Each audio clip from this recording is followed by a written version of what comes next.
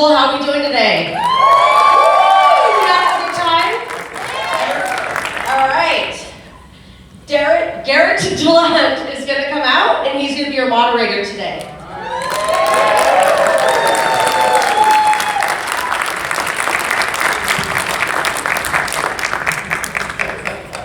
Good morning. Nice to see you all. Thanks for coming out so early. If you want to move forward, you can, but you don't have to. I'm here to talk to someone very special to us all. An incredible actress and activist, and my wife, Michelle Hurd. Please give her a warm morning welcome.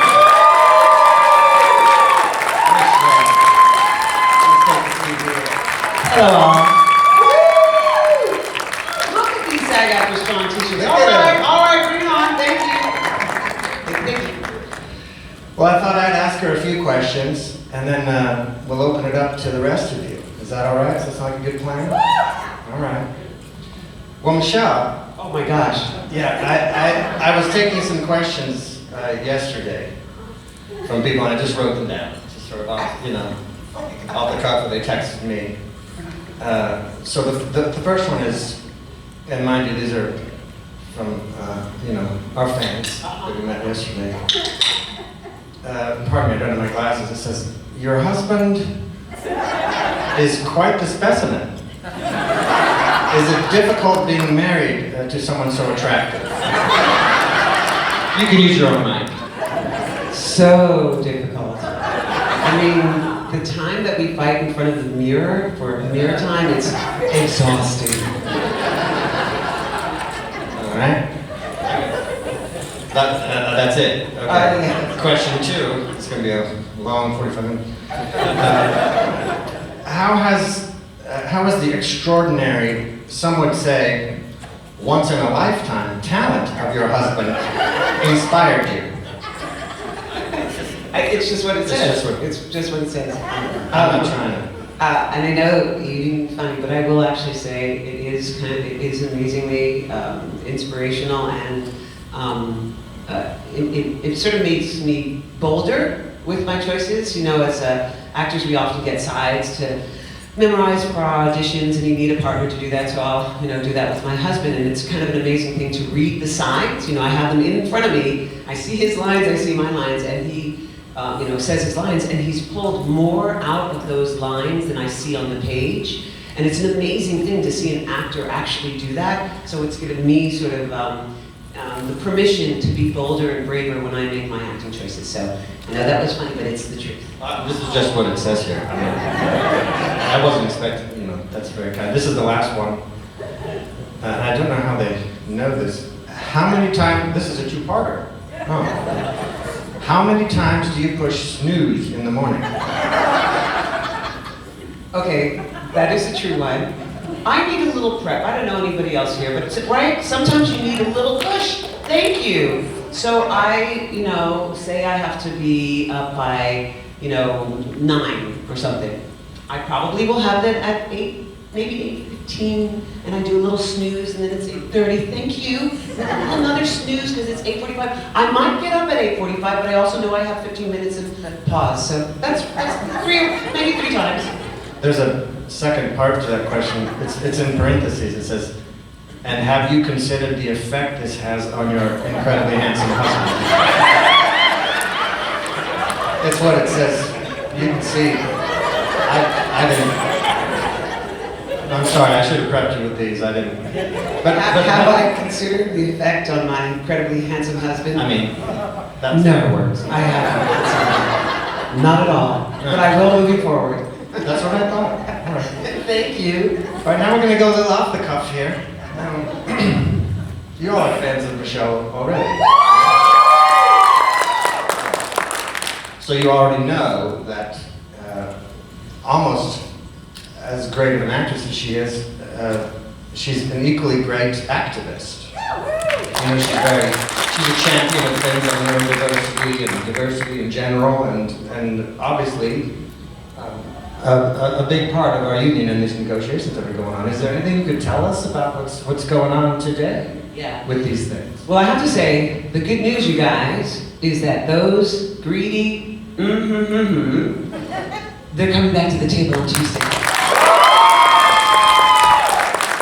what does that tell us though, right? What does that tell us? That tells us solidarity, strength in numbers, amplification of information. It works, you guys, it works. The only reason they're coming back is because they're embarrassed. They're ashamed. They walked away from the table, they had a tantrum, walked away, and couldn't figure out how to get back. And they need you. And they need us. They made a deal with the DJ, they made a deal with the WGA. What are you gonna do? You don't have any actors. They need us. They've been embarrassed by all the things that we've said, the truths that we've said about them, and now they're coming back to the table. So as I said yesterday, we stand in solidarity with all unions. We stand in solidarity with the working class people who are struggling every single day to put food on their plates, to take care of their children, to have the dignity of doing the jobs that they love and getting paid for it. So this moment in time is a seminal moment. We're going to fight for that. We're going to stop this corporate greed, and I hope that it is a changing moment for all of us, all unions, all vocations. When you find that you're in injustice, that you are not being taken care of, you're not being respected, that you're being condescended to, you're being spoken to as if you're a child, even though that you know your skill, you know your worth, stand up, speak out, and I will be there with you. I get so passionate because it's something I care about. And one of the reasons I care about it so much is that I am a daughter of civil rights activists. My father. Next question. That was your next question. My father, walked with Dr. King. He and Maya Angelou created something called Matinee for Freedom, where they would bring in a lot of artists to create, to perform for the weekend so that they can raise money for Dr. King. My father was an actor, and he was blacklisted because of that activity. Shame on them. So I'm going to stand here always and always support the underdogs. As you said, when I speak, and everybody in my union knows this, that when I speak, when this mouth opens, I continually speak of BIPOC, LGBTQ, plus AAPI, neurodiverse, PWD, which is performers with disability, anybody who has been marginalized and feels like they don't have a voice. It's a reason why I'm the chair of the National Sexual Harassment Prevention Committee, because I want to make safeguards for actors on sets and in auditions. No longer is there going to be something called the casting couch. Shame on them. Shame on them. No longer are we supposed to have our young actors advocate for themselves when they're in fear of retribution. I want it codified. I want it in paper. I want it written down as law. One of the other things I'm working on is the Crown Act, which is creating a respectable and open world for natural hair. The fact that we know it. We've got I've gone to DC and Sacramento and spoken to judiciary committees about this. No longer should somebody who has just their natural hair be discriminated and not be able to get a job because somebody says that this looks like it's unkept or or dirty. Do you know children? Children, our beautiful children who have their futures in front of them, they have dreams and hopes, have been sent home from school because teachers say that their hair looks unkept. What is that? I'm an actor, but I could be a doctor. I could be a lawyer. I could be a barista at Starbucks. And guess what? What will be the same common denominator? My hair. It'll look just like this. I did a job once. I had a 7-episode arc. I shot the first day with my crown. I was in the car. I was in LA. I was in the car. Maybe the next day or 2 days later, and I get a call on the car phone saying, "Hi, Michelle. We've got the producers from da-da-da-da. We'd love to talk to you." Now, of course, because actors are crazy, I was like, Jesus, I must have sucked so bad they're gonna fire me. Yeah. So I pull over, and I park the car, and I'm like, "Hi, guys. What's up?" And they said, "Well, Michelle, we love your hair." Which is always, You're like, We love your hair. But we did some research. I'd love to talk to those people. We did some research and we found that if you're a woman of color and you own your own business, you would only be taken seriously if you have straightened hair. Shame on them. What kind of focus group is that? Do you know? And you guys know, you can tell I have no problem talking. That took my breath away, you guys. I sat there in that car and I went, oh? So, honey, we're gonna just have you straighten your hair for the next 7 episodes. You see my little puffball, which I love? She don't grow long anymore because they burnt the shh out of my hair. So this is why I fight so hard. And it's not just for me. I fight for everyone who comes after me. I see those little girls, I don't want them to have that feeling of inadequacy. I don't want them to feel otherized. This has never been anybody's concept of beauty. I push the door, like, hi, I'm here. Diversity is what keeps us bonded, right?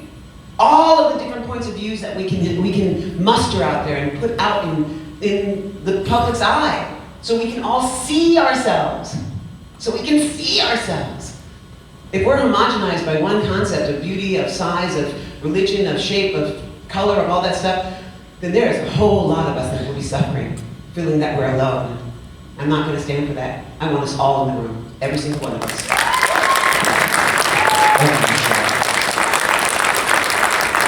Real quick sidelight before we continue. What's your name? Hi. My name's Tariba. Reba. Thank you. I just want to say thank you for being here. Yes, I thank you. I didn't see you come up. I figured out you were so quiet. But thank you for all that you're doing. Thank you so much. And she's another one. Oh, there's the other one. What's your name?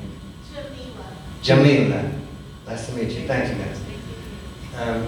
Well, we've been talking about your activism, and you told us kind of how you got your start there. I've often wondered about this, and I have my own ideas, since I know you fairly well. I know acting is your life, and you grew up in an acting household, acting, dance. If there was something else you could do, if there's another thing, I have my own ideas for you, but what is that thing? Yeah, right? I have a couple. I mean, I don't know how many of everybody else out here does this, but I'm very comforted when I go home and I watch Forensic Files. Thank you. That music is so comforting. Literally, like 24/7. I'm not gonna lie. I'm not gonna lie. I hear that sound, I hear Lester Holt, or I hear something going, and then the door opened. I'm like, I'm in. What happened? But I have to say that forensic science is kind of amazing. You know, it's an incredible thing, and I'm so intrigued by it. I played a cop on a show one time where we had to go to a morgue, and I got to talk to some coroners, and they said, what I thought was amazing, they said, we have a very sacred role because we are the last conversation these people have. Right? Right? Beautiful. So I'm very interested in that. I would be, I think A forensic scientist? a forensic scientist. Well, I do like the investigative part. I mean, I have to say, because I play so many cops, I do enjoy that sort of, a detective kind of thing would be fun. It seems like the forensic scientists get to sit down a little more. It's not so much running. This is true. And the little things. You know. I'm kind of surprised though you didn't say politics. Well, because everybody seems, everybody says that. They're like, I shout don't know. president. I want that, but it's not. Is that on your radar at all? You know, I think I would not have said it was, but because I understand, and I encourage us all, I'm nothing unique here, I encourage us all to explore this. The fact that if you really set your mind to it, and your voice, and your commitment to an issue, and stick to it to drive it through, the changes that you can make are monumental. You know, some of the things, I rallied for the Me Too, Time's Up, all that's, those people standing in support of them, and that's, why I'm sexual harassment prevention committee. I've had people come up to me in supermarkets or, wherever, who I don't even know, and they tell me about their journey with having been abused, molested, terrible stories that they get very intimate and vulnerable with me for because I've been so vocal about it. And when that happens, it's kind of an amazing thing because you feel like, however my own personal feeling about speaking about that, whatever that is, the fact that people who don't have a platform to speak feel like, thank you for speaking for us, we're not alone, I take that to heart. I take that to heart. On this recent series that I was on that's in space, there was a young actress, Ito, who played the young Guinan, beautiful dark-skinned sister, and she, because it's second season, I felt like I had a little bit of power, first season goes by, and the second season I was like, Michelle, speak up, speak up, speak up. So I advocated to have people of color in the hair and makeup trailer to take care of people who have diverse hair. And which is, by the way, cosmetology schools, when you get your certificate, you don't have to study ethnic hair. Kind of gross. Kind of gross. I'm not an elective. I'm actually here, been here for a long time. We all have. But I was able to get people of color in the hair and makeup trailer. And this Ito came over to me while I was on set, and she was crying. And I said, "What's going on? What's happening? What, you okay?" And she goes, "No, yeah, Michelle, I wanted to come over here and say thank you." I said, "Thank you for what?" She said, "I came to work today like I come to work on every show I've ever been on, with my carry-on bag filled with all of my hair products, all of my foundation, all my stuff. And I opened the door to the trailer and I saw a woman of color and I cried. I cried because for the first time, all I will have to do is my job." So that kind of stuff, when that impacts beyond yourself, the power of the word, the power of strength in numbers, the power to help those that feel like they don't have a voice is something that I don't think I can ever walk away from. So who knows? It's interesting, isn't it? I've learned so much through you. I've never thought about walking into the trailer or not. I'm just like, now I do this, and then someone, white, black, whatever, always done my hair just fine. Things that just doesn't enter your mind, you know what I mean? That there would be that big a difference. This person, this brown person from wherever seems to be fine doing multiple styles and textures of hair. It's interesting that it's really eye-opening and embarrassing that it took me so long to become aware of that. It speaks to the professionalism of the actors of color I've worked with. We're just like, this is what we do. Just muster through. Maybe I'll shave it all off so they won't mess it up or whatever, but... Yeah, we had actually a man, a brother who, during negotiations, I tried to bring in some actors on certain topics to express the personal, intimate stories that they have to convince the AMPTP to move on certain issues. And I brought people in for this very topic, and there was a young man who had gotten his very first series regular job on a show. And he was so proud. He was from Nigeria. And he told his family, and they were so excited for him. And he told also about his growing up and having his father explain to him the intricacies of shaving a black man's face. Because it's very different. Hair comes out different. You can get scarred. You can have welts. It's very, very different. And his father took pride in that every day to explain that. So he walks into this trailer, and it's his first job. He's so excited.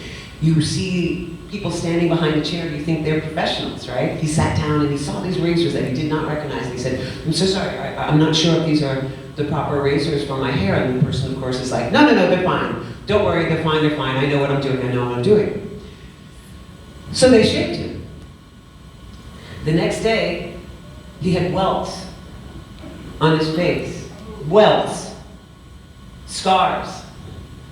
They had to put prosthetics on his face for the rest of that season, from that one day. And he said, and it gets me emotional right now just thinking about it, because he said, "To this day, I wear the scars of my shame for not speaking up for myself."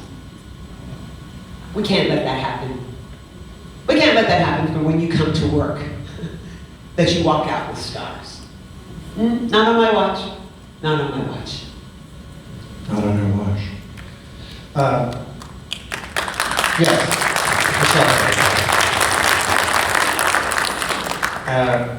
I'll do a slight pivot here, since you mentioned a few characters in that last thing, so I'm going to ask you, since we're not talking about specific shows, but do you have a favorite character that you've played that you'd like to talk about? Do I have a favorite?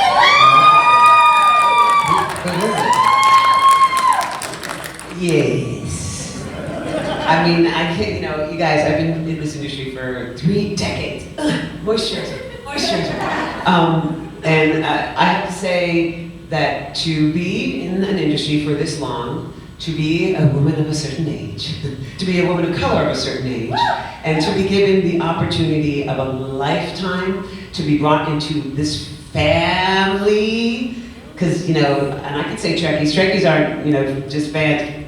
Trekkies are family. We are all united in the idea of inclusivity and, Gene Roddenberry, right, man? He knew 56 years ago that there was a need to create a storytelling under the safety of the awning of sci-fi, that they could talk about all these different kinds of things of immigration and diversity and inclusivity and all of that stuff under, sci-fi, like, ooh, the person's blue, or they got 3 eyes, or whatever.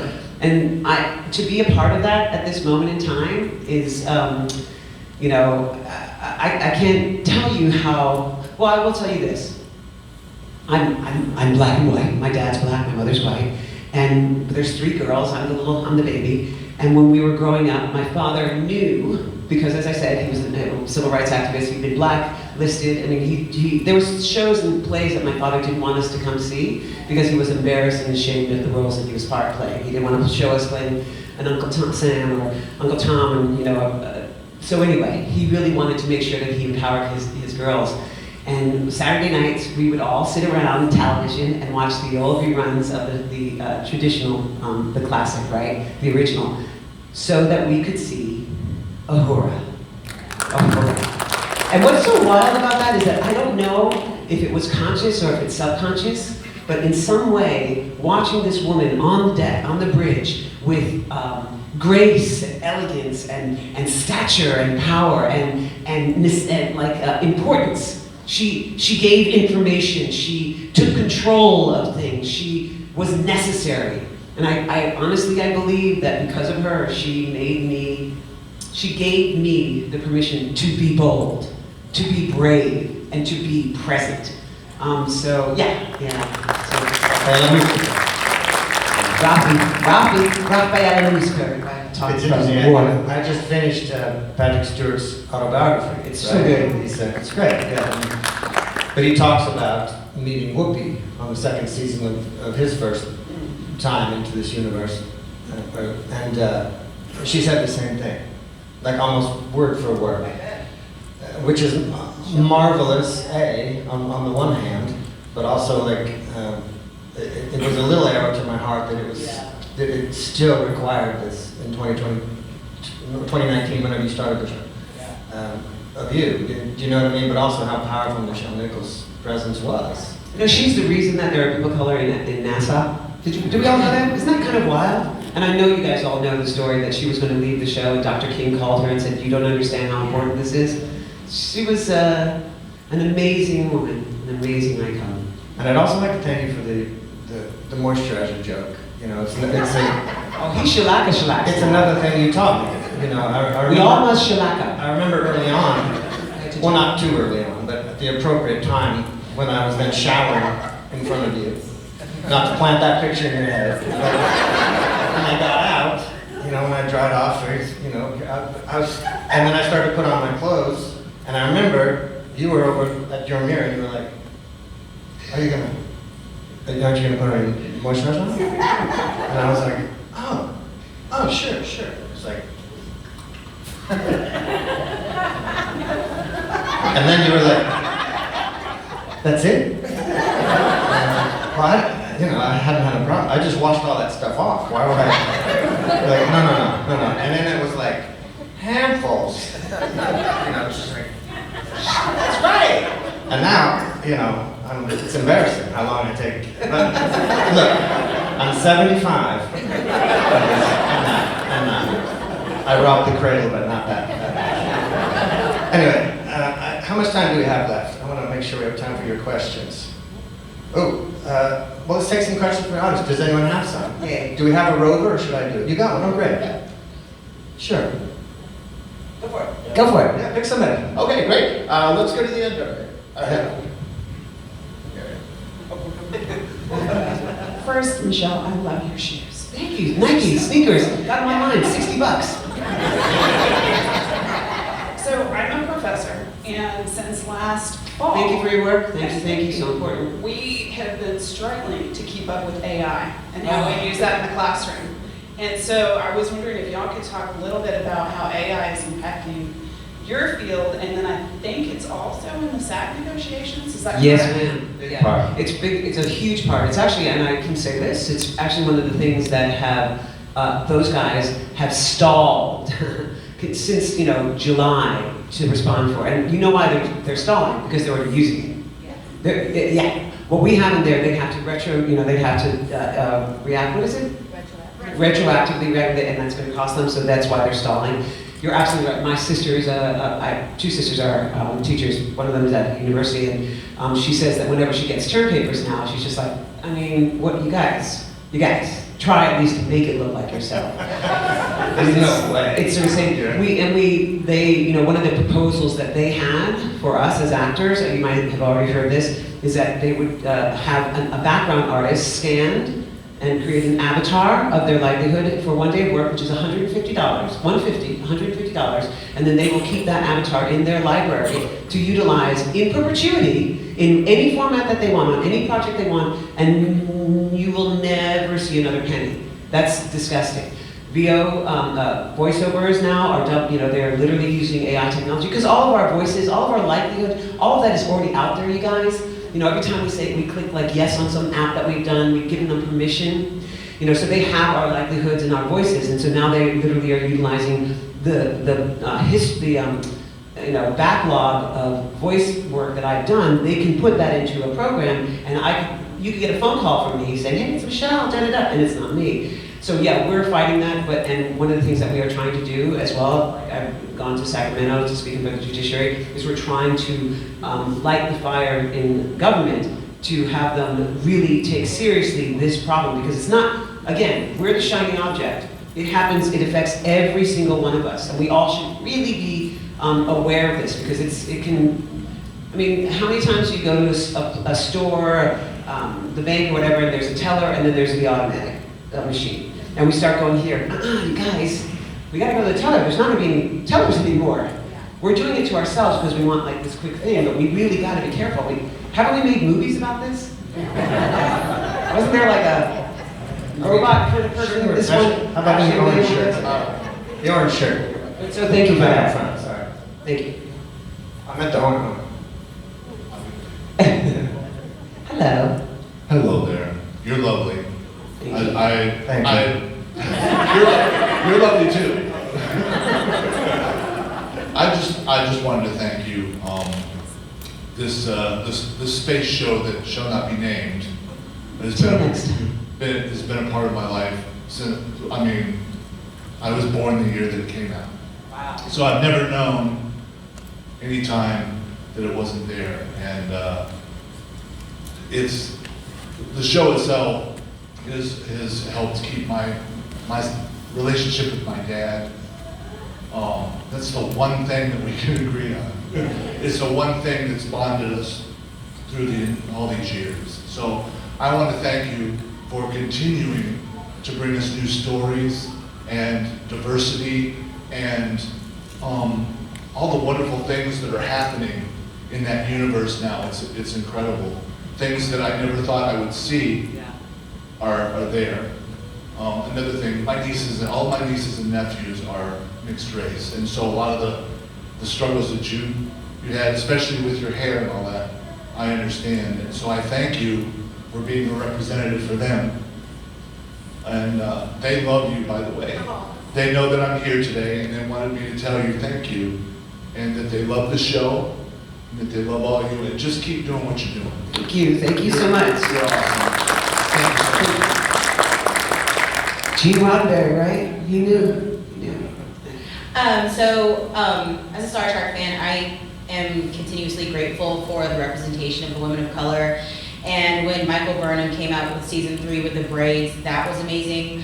But as I also have naturally curly hair and my mom's half Filipino, it's been a struggle growing up. I've only, over the last maybe 5 years with YouTube, been embracing it. My mom has bone straight hair, and as she used to comb through my hair, I always wished like I had her hair.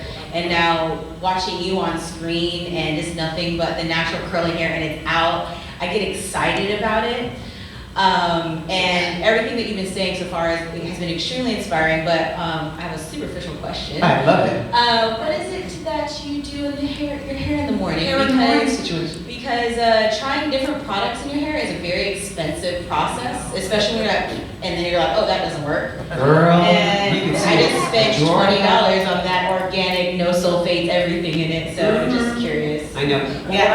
What I'm using right now is Tracy Ellis Ross's pattern. Oh, yes. Okay. Yes, pattern. It's really good. Yeah. Okay. Yeah, exactly.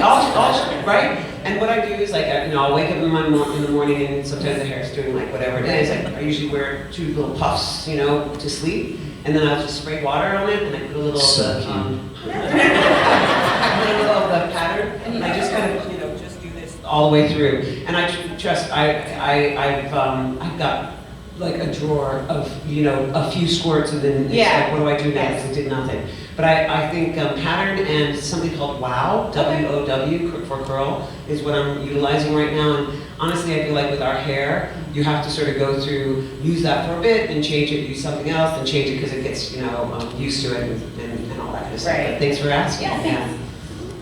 This fella right here has been very patient. Also black and white, and I lost my hair a long time ago though, so I also am a former background actor. Didn't make it in LA, and that's fine. I ended up going into academia as well, so a lot of connections here. But my job, I'm not full-time faculty, but I am the director of instructional technology and design, so I'm in charge of all aspects of using technology in the classroom. And so I, obviously AI is similarly to her, I am wondering, because my job is more so advocating on faculty, because I also serve as a part-time faculty member. So it's finding a balance of, being innovative, allowing the technology to exist, but also protecting the intellectual property. Do you have any suggestions on how, within your industry, but also how you can see it in other industries, maybe academia, since you have family in it, where that balance might be? I know, it's really tricky, right? My mother's a psychologist, and she was telling me that she was utilizing, I can't remember the program, it's not chat, but it's an AI type, and she's like, oh, it's so much easier, I can write my papers, I can write data, and all I have to do is type, speak into it, or whatever, and I was like, okay, be careful. Right, it's harvesting data, which there's the it's whole background. Harvesting data, that's exactly right. I mean, one of the things I really do feel like I want everybody to do, and I know it's a pain in the ass, but it's really important. We got to stop clicking accept to every single thing that we do. You really got to, know your rights? No. The fact that you're on Facebook and you sign away your likeness and your music. Exactly. Because what happened really, because this is how AI has just blown up, especially in my industry, is that we've always, since the beginning of time, there's always been this little clause when you do a show or a commercial or any kind of work that you click and it says, I give permission for the for you to utilize my likeliness in any way you find necessary. We actors, of course, in our own little vanity, we're thinking they're gonna make a poster of me, a little doll, woo, so you go yes, yes, yes. But we don't realize that we're literally giving over our likeness. So I would encourage everybody to really read your contracts, understand them, know what you're sending away, and then understand what we're talking about. That's the most important thing, right? I keep saying information is power. And now that you guys know this, you know this. You can't say you don't know this now, right? So you want to spread that, you want to tell 2 friends, you want to, and so on, and protect your rights as best you can. And again, just like I was saying yesterday, social media is like the bullhorn now. Amplify to the government that you no longer want to allow AI technology to harvest your rights, your person, your voice, your likeness. We got to get that out there because we can make the change. I mean, come on, strength in numbers. We can make this change. We just have to demand that the government put safeguards into it. Didn't remember deep fakes? That whole concept. Deep fakes. This is AI. They're literally making, there are ads now that we're all watching that are AI people, voices, images, the whole thing. So I think really what we have to do is we have to start at the most, the way that it'll hurt them liably, right? With liability. So we make law, we make sure that they don't break that law, and if they do break that law, we make them pay for it. And do you find that the union, that's going to be the non-negotiable? Oh, yeah. Because I know that we're at 101 today, I think, right? Yes, and then sir. Tuesday starts. So that's the non-negotiable, which thank you. Yeah, 100%. As a former background artist, and then I know. in Could you academia. imagine $150 for one day, and then you'd be sitting down watching a TV show going, That's me. Yeah, and then you're all of a sudden featured and you don't have a card? That's what's happening, yeah. Thank you. So thank you, yeah. We're gonna hold tight with AI, absolutely. Tell us your names. Kate, Hey, Kate. thank you for being here. I'm also an education, I'm a high school teacher. Thank you for your work. Thank you so much. So thank you for your work with the unions and just promoting unions in general, because so much especially in the learning standards we're expected to teach, unions are often demonized, and so it's given me an avenue to be like, that's not a thing, they're not bad. A lot of teachers' unions in this country, most states it's illegal for teachers to strike. It's gotta change. We gotta do something about that. That's insane. And so I guess I was wondering, what are your opinions on what are other avenues, other actions to take, since that one's closed off? Like, what do you think would be a good route to take to sort of make those actions, since striking's not available? Right. Well, we have to, first of all, it's a really difficult one, but we've got to address that. And somehow we've got to figure out a way to take that rule or that restriction off educators, because this is ridiculous. I mean, you guys pay for things yourselves, and you're not even getting paid. We can't underpay. You can't underpay the people who are shaping the minds of our teachers. Right. I mean, it's insane. It's insane. I would say again, strength in numbers. Right. It's really it's where our power stands. Is the more you can gather your teachers together, rally them. I know you're not allowed to strike, but if there's a way to sort of, because unfortunately, when they separate us, we're really vulnerable. They just fire us. They move us on. They make us part-time. They do all these kind of egregious acts. So the only way to really get focal points, a focus on the issues, is to galvanize everybody. And then I hate, because you guys, I am so not cool on social media. I really am not. When you guys will follow me, you'll see a bunch of this stuff, and then you'll see just a shitload of strike stuff. I'm like, down with the man! But it is really the way to sort of amplify things. So when there's injustices, you gotta get everybody on your side. You have to educate and inform people, because people won't understand that this is happening. But because education and our educators are all, have all experienced this, if you put it out there, they will come. Right? If you build it, they will come. So I honestly, I just feel like you have to galvanize, you have to get strength in numbers, you got to amplify, let people understand what's happening, and we have to make change in the rules in government. There has to be laws to protect you guys. You got to be unionized. That's why they don't want us to unionize. That is why, because then we have power. Well, guess what? Today's a new day. We're going to unionize. We're going to be powerful, and there's no more going to be that we're dictated by corporate greed, who's taking so much that has no concept of humanity, no concept of how it really impacts the working class people. We need to change that now, not tomorrow, now. Okay, wait, talk a little more. Hang on 1 second. I think we have time for just one more, you said? Yes. Oh, okay. We can do two. Yeah. Okay.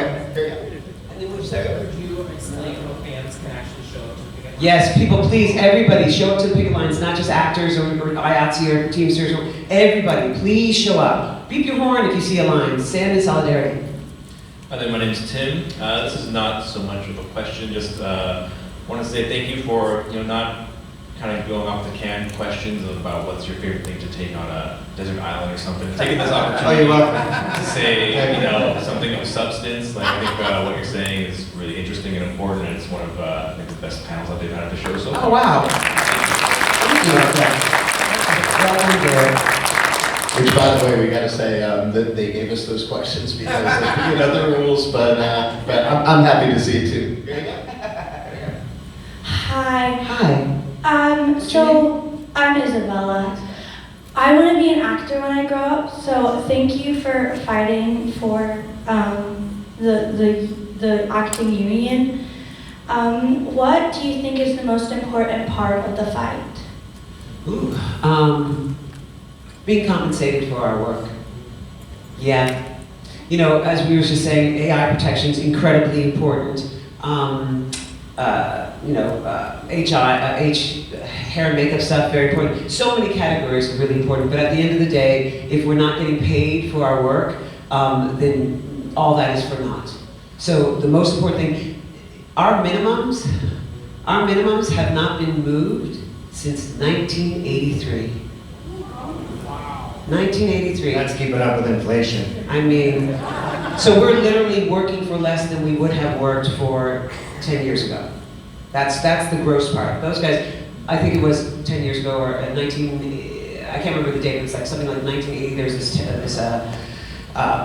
thing that came out.